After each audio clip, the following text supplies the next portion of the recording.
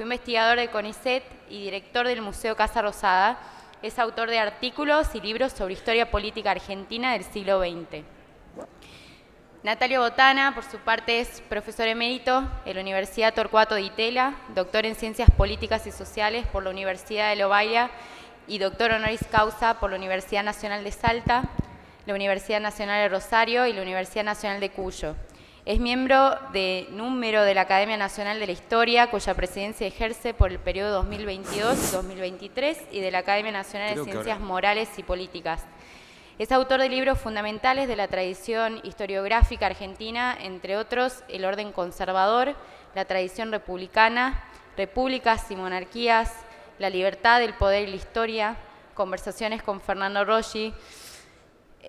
Obtuvo la beca Guggenheim en 1979, el primer Premio Nacional de Historia correspondiente a la producción 1982-1985 y el Premio Consagración Nacional en Historia y Ciencias Sociales en 1995. Recibió además el Premio Konex de Platino en 1994 y 2004 y la Pluma de Honor que otorga la Academia Nacional de Periodismo en 2016. Ha sido Visiting Fellow en el St. Anthony College de la Universidad de Oxford y profesor visitante en el Instituto Universitario José Ortega y Gasset de Madrid. Es un honor para nosotros como fundación recibirlos a los dos. Los voy a dejar en una conversación para que nos ilustren a todos. Gracias. Hola, hola. Bueno, buenas tardes a todos. Primero quería agradecer a la Fundación y a José Godoy en particular, no solo por la invitación, sino por todos los gestos que han tenido con nosotros. Da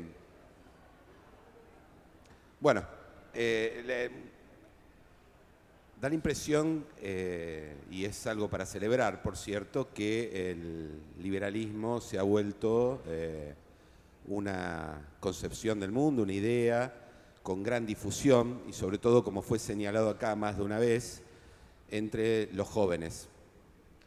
Pero vamos a tratar en este panel de demostrar que el liberalismo también peina canas, que el liberalismo tiene una historia, que el liberalismo arrastra 300 años de luchas y que en esos 300 años de lucha 50 han tenido que ver o ha participado con quien me ha tocado hablar a mí, que por cierto también me ha ayudado a mí a aprender esas historias. Recordábamos que yo fui alumno de él hace muchísimo tiempo y en un seminario sobre Alexis de Tocqueville, que es uno de los principales referentes del liberalismo mundial.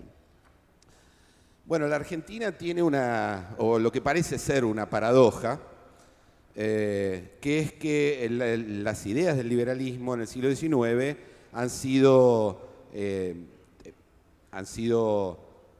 defendidas, han sido elaboradas por personajes que a su vez han tenido que construir el Estado, ¿no? Y hemos escuchado algunas razonables, ¿no? Posturas en relación a los problemas que ha traído el Estado a la propia sociedad y a la economía argentina. Y sin embargo, esta paradoja es una paradoja que arrastra una tendencia histórica. Estamos además presentando un libro de Natalio Botana, que es su último libro, que se llama La experiencia democrática, 40 años de luces y sombras argentinas en 1983 y 2023, que es también un libro que defiende ideas del liberalismo, que son las que siempre han defendido y probablemente ustedes hayan leído, no solo en sus libros, sino en el diario de La Nación. Y yo quiero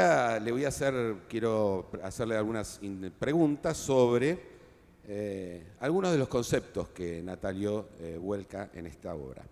Y la primera, ya que estamos hablando con tanta intensidad, tantas visiones de qué son las ideas de la libertad o las ideas del liberalismo, él en su libro nos intenta mostrar que las ideas del liberalismo no son una sola idea. Es obvio que en 300 años ha habido muchas variantes del liberalismo y quería interrogarlo sobre eso. Él distingue al menos dos ideas sobre qué es el liberalismo y quería hacer la primera pregunta sobre ese punto, ¿no? Porque ya que vamos a defender unas ideas, conocer su tradición y además conocer en qué consiste en su versión integral. Así que, Natalio, lo primero que quiero preguntarte es sobre qué son las ideas del liberalismo.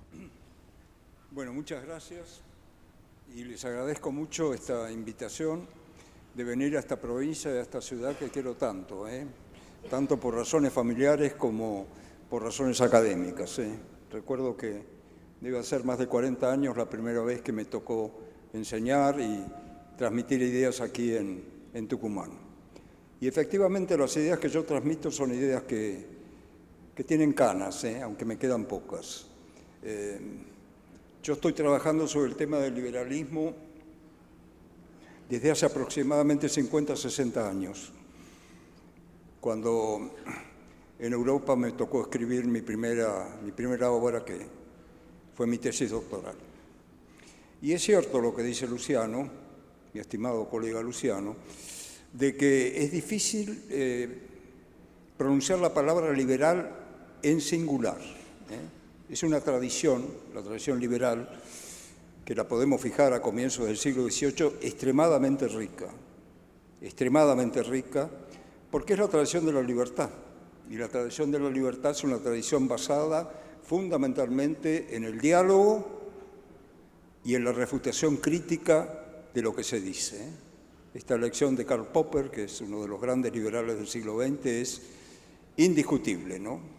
Si son liberales, tienen que aceptar la refutación, tienen que aceptar la crítica y sobre todo tienen que aceptar el diálogo y la conversación entre iguales. En este libro, que son una reflexión sobre 40 años de democracia con sus luces y sombras, efectivamente en la última parte, en el capítulo final, me ocupo del liberalismo. Por una razón muy sencilla, porque el último capítulo se titula El año 2023, y en el año 2023 es la irrupción precisamente de la candidatura de Javier Milei. Bueno, aquí en el liberalismo hay dos grandes corrientes que yo deseo que en alguna manera podrían sintetizarse. La primera corriente es la corriente argentina del liberalismo, que ya Luciano se ha referido a ella, que es la construcción del Estado. No se entienden los liberales argentinos del siglo XIX sin la construcción del Estado. Juan Bautista Alberdi, Domingo Faustino Sarmiento y Bartolomé Mitre, para citar a los tres ejemplares del inicio, son grandes constructores de Estado. ¿Qué significó el Estado para ellos? Ante todo significó el Estado el monopolio de la violencia legítima en manos de autoridades limitadas por derechos y a su vez, y aquí viene un tema muy interesante, un Estado capaz de promover bienes públicos.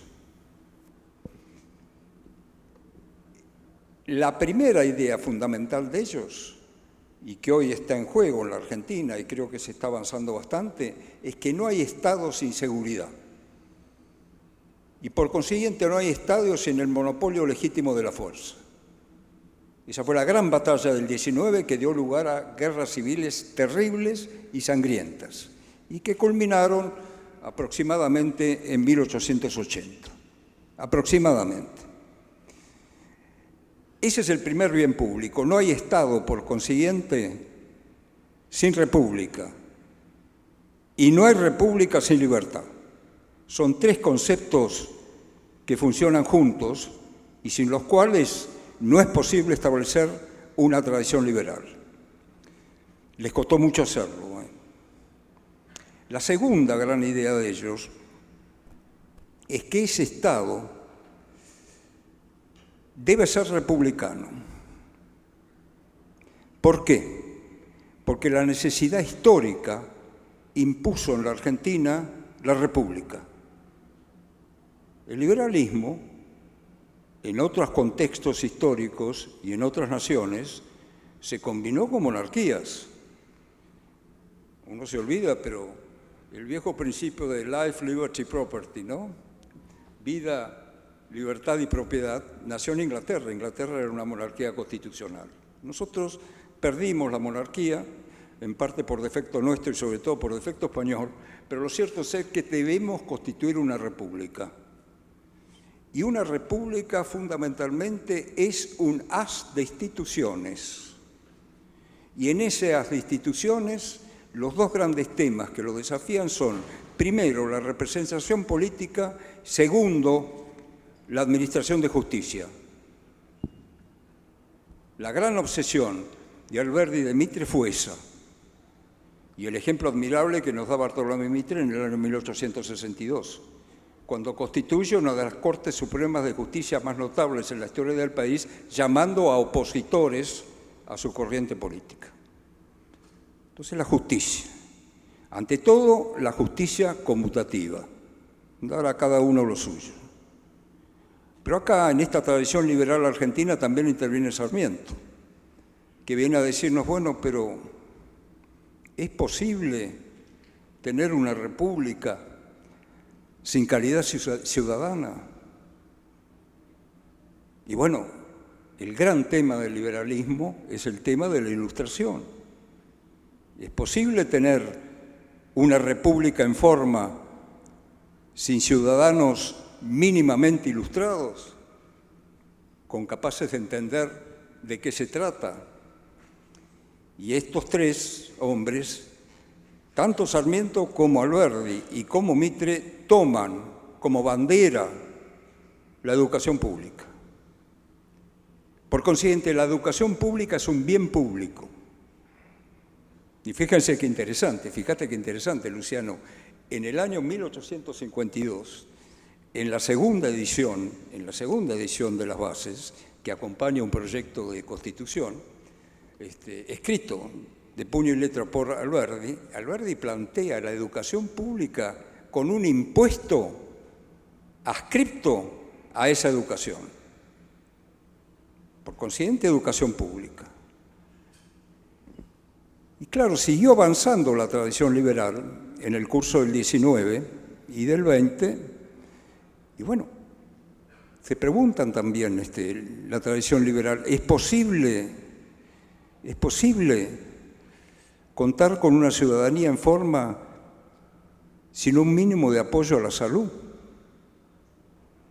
Y uno de los grandes emblemas históricos del liberalismo argentino, junto con el monopolio de la fuerza y la educación, son los hospitales públicos. Da gusto todavía caminar por Buenos Aires y ver esos hospitales públicos de fines del siglo XIX, en pleno apogeo argentino, que eran verdaderas ciudades, pequeños barrios dedicados a la salud gratuita. Y por fin, gran tema, ya avanzado el siglo XX, la tradición liberal se plantea, bueno, ¿qué hacemos con la vejez y con la niñez? Y afrontamos, por consiguiente, el gran problema, porque eso hay que financiarlo, de la seguridad social.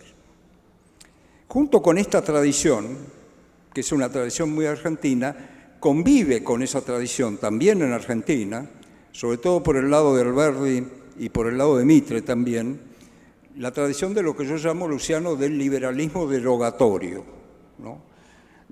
Tenemos monopolio de la violencia, tenemos seguridad pública. Recuerden este principio, no hay libertad sin seguridad física. No hay libertad sin seguridad física. Uno de los grandes enemigos de la libertad es el temor a la vida. Por consiguiente, monopolio de la violencia, salud pública, educación, problema de la asistencia a la vejez y a la niñez. Pero claro, ¿cómo es posible en este mundo que asigna bienes públicos garantizar el bienestar de la población, que depende de qué? Depende de una economía capaz de proveer bienes y servicios? Y aquí interviene la otra gran dimensión del liberalismo. La otra gran dimensión del liberalismo, que es la garantía del ejercicio de la libertad económica en mercados libres.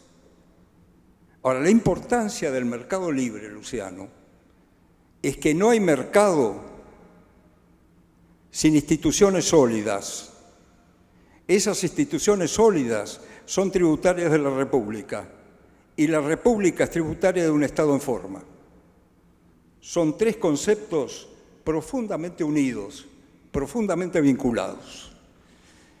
Claro, El gran problema que se plantea en la Argentina, que lo desarrollo en estos 40 años de democracia, es que los mercados han sido capturados por dos modelos absolutamente antagónicos con el liberalismo o con los liberalismos. Uno de ellos es el modelo corporativo de la sociedad. Concebir a la sociedad como una estructura no basada en la asociación voluntaria y libre, sino basada en la estructura corporativa que se impone desde el Estado.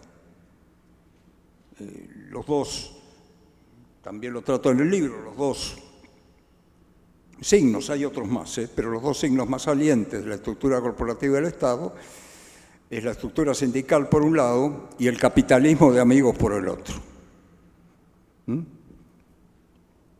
Modificar la libertad de los mercados asignando privilegios. Privilegios que van a constituir monopolios privados protegidos por el Estado. Entonces, Luciano, para dar una síntesis muy breve, está más tratado en el libro, obviamente, el gran desafío que tiene el liberalismo ahora y antes es lograr una síntesis entre estas dos grandes tradiciones. La tradición del liberalismo derogatorio, que tiene que limpiar de privilegios a la sociedad civil, y la tradición del liberalismo programático, que instala en esa sociedad civil bienes públicos comunes a todos. Bien. Quienes creemos que el liberalismo es algo positivo para el país, lo hemos escuchado aquí varias veces. Sin embargo, vemos un problema en la idea de un cambio cultural y demás, que es algo que vos en el libro llamás la revancha de la historia, o algo, no, las revanchas del pasado frente a la evidencia de los cambios. El pasado tiene también algo que decir. Ya trayéndonos al presente, la idea de la construcción de una Argentina liberal debe estar basada en pilares, es decir, debe tener, yo recuerdo que en el año 83 un conjunto de intelectuales escribieron un artículo que se llamó ¿Dónde anidan las democracias?, ¿no? Y su argumento tenía que ver con que la Argentina no tiene una tradición democrática, vos en el libro lo decís, solo vivió periodo democrático entre el año 16 y el 30, yo, vos lo sabés, creo, soy aún más pesimista, creo que ni siquiera en ese momento, del todo al menos. Y ellos se encontraban, bueno, no importa mucho la resolución, me interesa más la pregunta, ¿no? Pero ellos encontraban la respuesta a esto en la sociedad civil. Mi pregunta es la misma sobre el liberalismo, es decir, ¿dónde anida el liberalismo? ¿Cuáles son las condiciones institucionales, más allá de las que vos nombraste, hoy, para que un desarrollo del mundo liberal en Argentina sea posible? Bueno, es una pregunta muy bien hecha y bastante maldita, porque es muy difícil de responder. Muy difícil de responder porque yo trato en este libro, bueno, para la juventud, hay tantas chicas y chicos que están escuchando y con atención, cosa que me alegra muchísimo. Yo llamo a este mundo de hoy un mundo de mutación civilizatoria. ¿Qué es la mutación civilizatoria? Allá por el siglo XVIII, un señor que se llamaba Watt, en Inglaterra inventó la máquina de vapor. La máquina de vapor puso en marcha una mutación civilizatoria asombrosa, porque los seres humanos comenzaron a desplazarse en ferrocarril. Por consiguiente, Alberdi, que tenía una vena poética espléndida, hacía elogios al ferrocarril como si el ferrocarril fuera la transformación del mundo, y ciertamente lo fue, como también lo fue él, la navegación a vapor. ¿O acaso hubieran llegado los inmigrantes que poblaron la Argentina sin la navegación a vapor? Esa fue la gran primera revolución industrial, que nosotros la ganamos No tanto en el plano político, nos costó mucho llegar a una democracia exclusivamente dedicada a los hombres, no a las mujeres, pero que produjo una transformación asombrosa en el país entre 1862 y, para citar una fecha, y 1930. La segunda revolución industrial tiene efectos notables en el mundo también, porque es la revolución de la gran industria, de la aviación, del automóvil, del camión, en una palabra, del dínamo. Y eso coincide con el desarrollo de los grandes partidos políticos de masas, en Estados Unidos, en Europa, en Argentina medias, pero algo se hizo. Y ahora estamos en esta tercera etapa, que muchos llaman cuarta o quinta revolución industrial, yo la llamo tercera etapa, que es el impacto gigantesco, para un viejo sobre todo, que quien les habla, de la revolución digital. La revolución digital es un fenómeno que ha atrapado a todo el planeta, horizontalmente,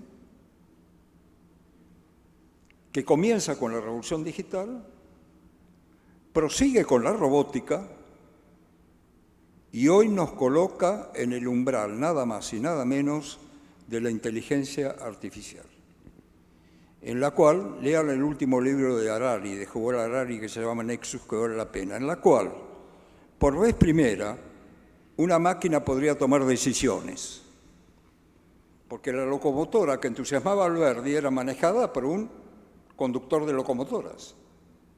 La revolución digital nos coloca en ese umbral. Y aquí viene un problema muy interesante y dramático a la vez. Porque, como me pregunta Luciano, esta revolución digital coexiste con una revancha del pasado. Por supuesto, en las sociedades libres, Argentina lo es, pese a que todavía la sociedad civil está sembrada de privilegios, esa revolución digital no está dando orígenes ni a dictaduras, ni a tiranías, ni a nuevas formas de totalitarismo.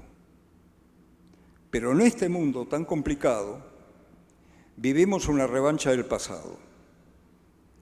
Porque si yo les hablo de Vladimir Putin,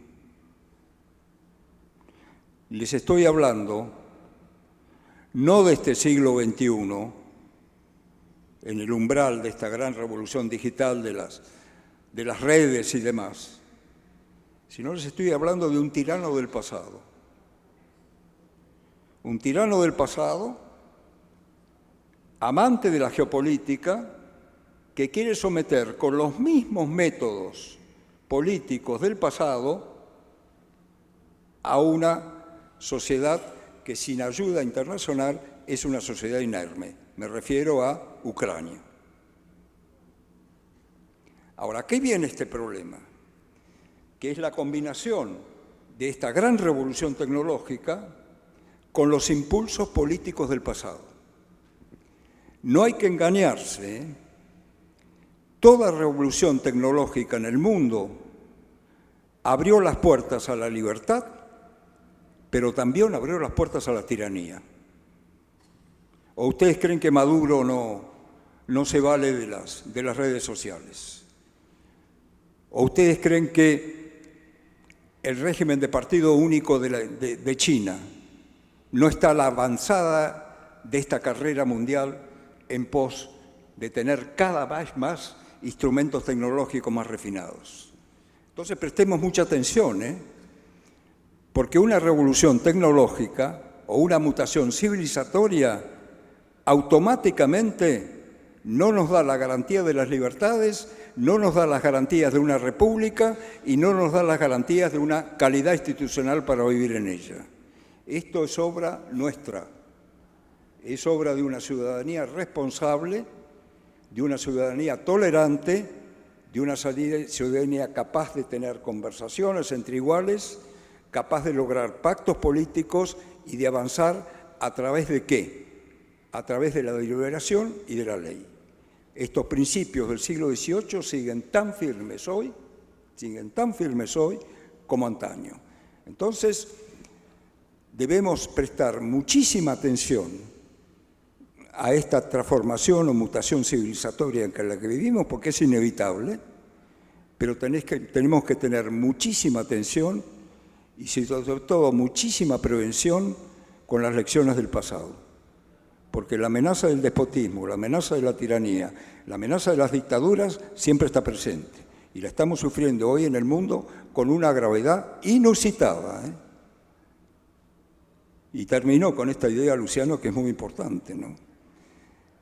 Toda revolución tecnológica en el mundo ha agravado y ha hecho más mortífera o mortífero el uso de la guerra. Y lo ven hoy, ¿eh? Fíjense los bombardeos que pretenden asolar a Israel, un Estado ferozmente asediado en este momento por diversos tipos de despotismo. Son drones, y los que vendrán. La literatura del mundo occidental nació con una guerra, eso es la Ilíada y la Odisea, y la guerra prosigue. Y ese es un problema, no de la creación tecnológica, sino de la capacidad humana para precisamente pactar sistemas de paz que garanticen la libertad, ¿no?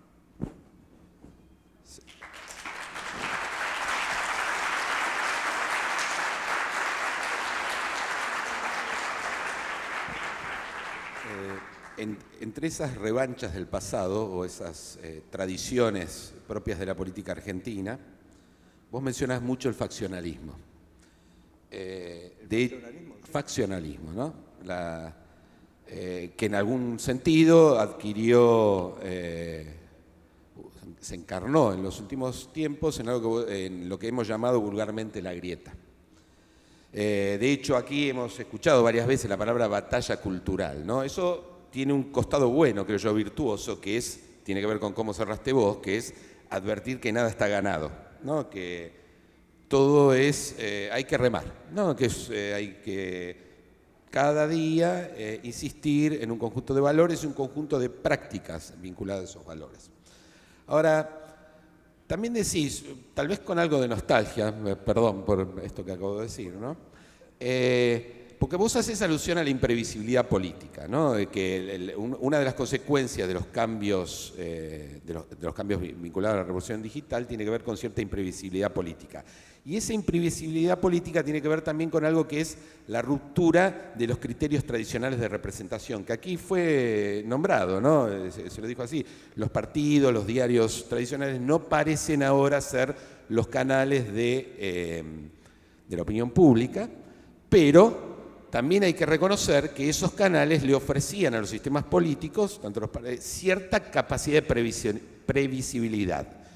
Y la previsibilidad política, por lo menos a mi entender, es una condición de cualquier cambio cultural y económico. Es decir, si no sabemos a dónde vamos, es algo que se suele decir con la economía, ¿no? Nadie invierte si no hay previsibilidad económica.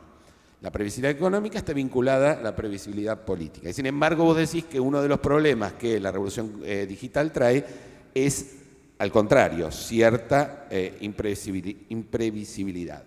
Y en la parte que yo digo nostalgia, hay cierta tendencia en tu libro, la idea en tu libro de pensar cierto corrimiento del debate hacia el centro, ¿no? Que cuando, yo coincido bastante con eso, ¿no?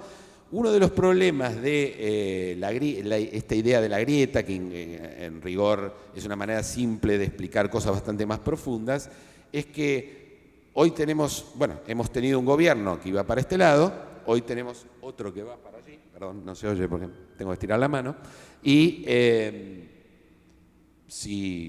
espero que eso no suceda, pero si dentro de 4 años, otros 4 de gobiernos con ideas liberales, llega un gobierno sin ideas liberales, es posible que derrumbe todo. Es decir, que todo aquello que se ha hecho sencillamente se derrumbe como ha sucedido en los últimos 20 años. Cuando yo pensaba en las condiciones, me preguntaba por la política, ¿no?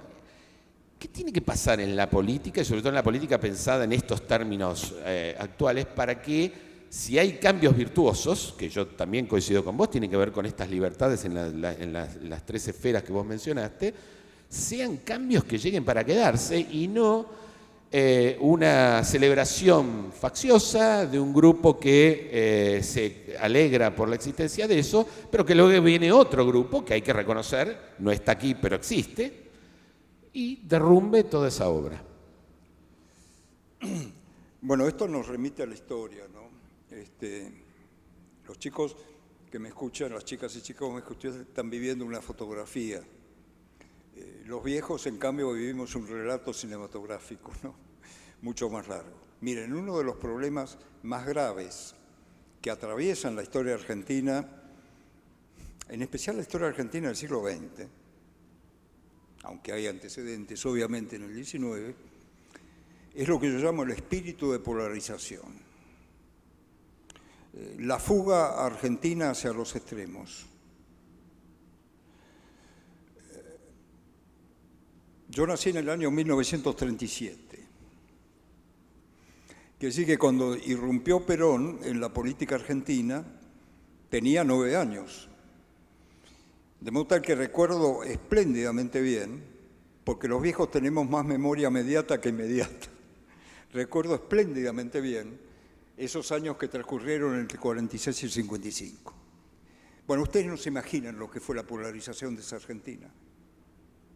Fue una verdadera tragedia.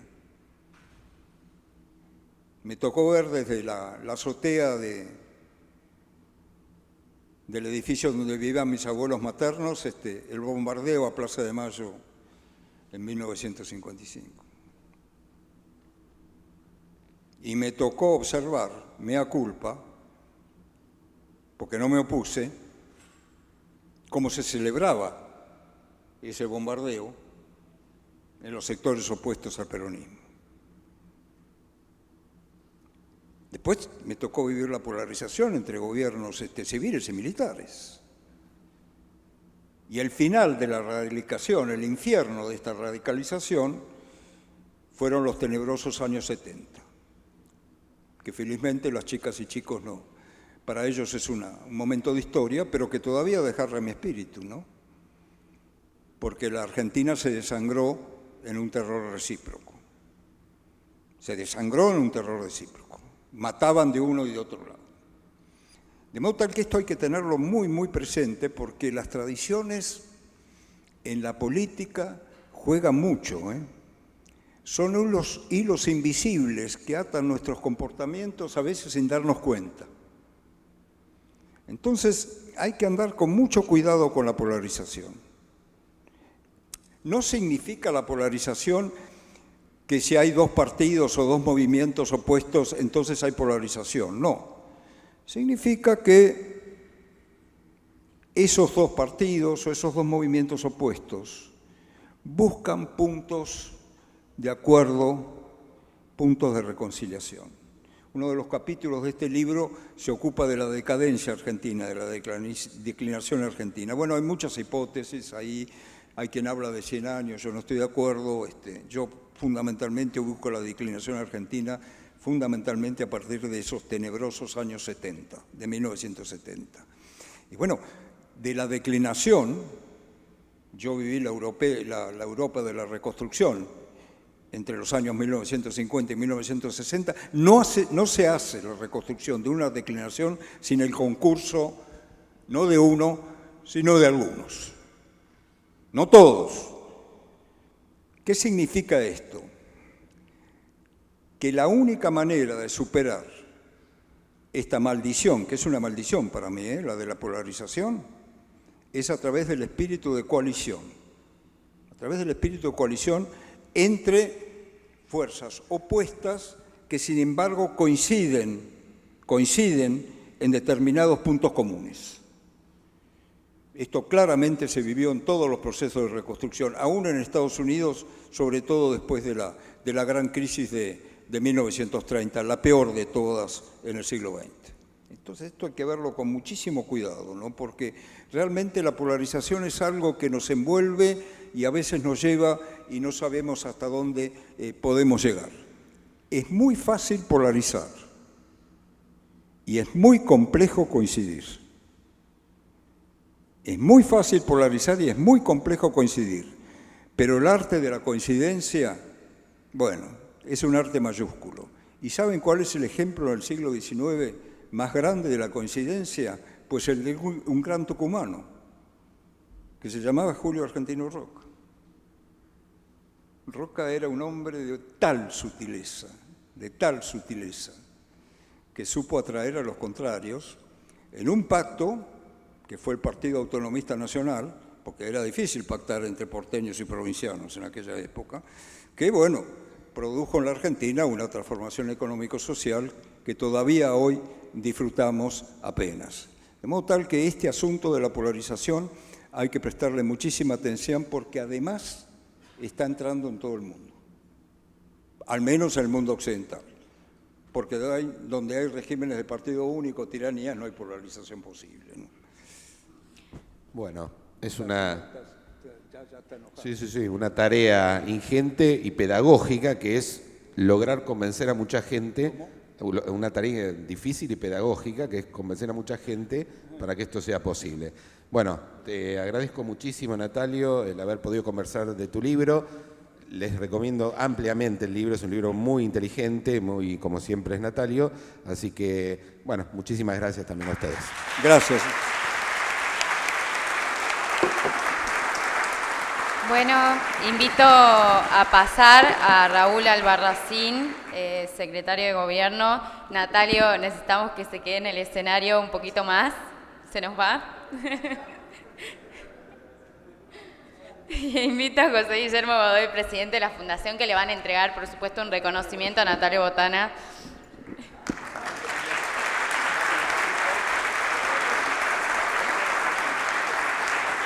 Catu Mazuco, subsecretaria de Gobierno, también te invitamos al escenario.